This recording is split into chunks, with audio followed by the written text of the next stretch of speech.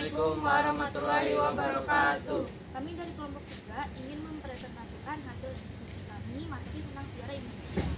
Saya Christian William sebagai pembaca FOC. Saya Yosmar sebagai pembaca Denles. Saya Cindy sebagai pembaca Van den Bos. Saya Sia sebagai pembaca Raffles. Saya Salina Febriela sebagai pembaca Politik Pintu Terbuka. Saya Simon sebagai pembaca Politik Etis. FOC atau Kongsi Dagang Hindia sampai Belanda diprakasai oleh Olden Barneveldt pada 20 Maret 1602. FOC mendirikan ragam infrastruktur penunjang kegiatan perdagangan perusahaannya di Nusantara yang semakin hari menyerupai sebuah negara sendiri. Kebijakan FOC yaitu hak eksplorasi, kontingenten, verbite, leveran, pelayaran hongi, serta memiliki hak oktroy atau istimewa. Penyebab kemundurannya yaitu karena adanya kongsi, korupsi, dan biaya perang yang besar. Saya ingin menjelaskan tentang masa Denles. Herman William Denles menjabat sebagai Gubernur Jenderal Belanda pada tahun 1808 sampai 1811. Tugas utamanya adalah mempertahankan Jawa agar tidak dikuasai oleh Inggris. Denles dituntut untuk memperkuat pertahanan dan juga memperbaiki administrasi pemerintahan Belanda. Selain itu, Denles juga mendapat tugas untuk memperbaiki kehidupan sosial ekonomi di Nusantara, khususnya di Jawa. Pada tahun 1811, Denles digantikan oleh James William Jensen dan pada 18 September 1811, Jensen mendatangi perjanjian tentang yang mana wilayah Hindia Belanda dikuasai oleh Inggris. Selesai. Saya akan membaca masa Raffles. Perhitungan tahun 1811 sampai 1816, Indonesia resmi menjadi jajahan Inggris. Di bawah pimpinan Letnan Jenderal Thomas Sandford Raffles, pemerintahan Raffles didasarkan atas prinsip-prinsip liberal dengan tujuan mewujudkan kebebasan dan kepastian hukum. Kebijakan Raffles yaitu menerapkan sewa tanah, memperkenalkan uang, penghapusan pajak hasil bumi, dan sistem penyerahan wajib. Peninggalan Raffles yaitu bunga Rafflesia Arnoldi dan kebun raya Bogor, juga buku History of Java.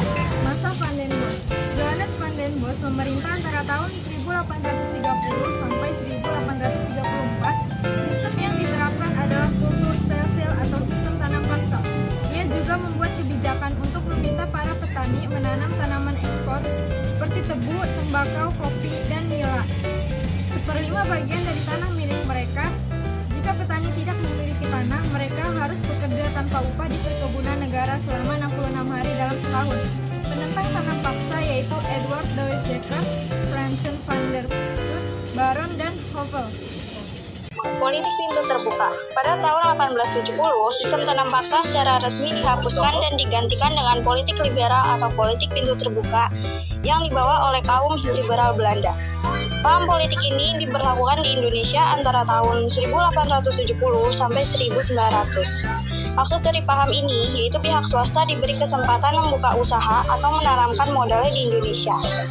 Faktor-faktor pendukung yang memungkinkan politik ini dijalankan di Hindia Belanda, yaitu Jawa menyediakan tenaga buruh yang murah. Yang kedua, banyaknya modal yang tersedia karena keuntungan sistem tanam paksa yang berlebihan. Yang ketiga, adanya bank-bank yang menyediakan kredit bagi usaha-usaha pertanian, pertambangan, dan transportasi. Terus yang keempat, adanya kekayaan alam Indonesia yang melimpah. Politik etis atau politik balas budi 1901 dipelopori oleh Peter Brosov yang merupakan seorang wartawan sekaligus sastrawan asal Belanda, dan Konrad Theodor van Deventer yang merupakan seorang ahli hukum asal Belanda. Program-program politik etis dikenal dengan istilah Trias van Deventer, terdiri dari edukasi, irigasi, dan transmigrasi. Politik etis pertahanan memunculkan elit baru yang teredukasi di kalangan masyarakat pribumi. Masyarakat pribumi yang telah teredukasi ini mulai menyadari harga dirinya dan kemudian mendirikan berbagai perkumpulan seperti Budi Utomo, Serikat Islam, dan Indis Party. Organisasi-organisasi inilah yang menjadi awal mula pergerakan nasional dan melahirkan rasa persatuan untuk memerdekakan bangsa Indonesia.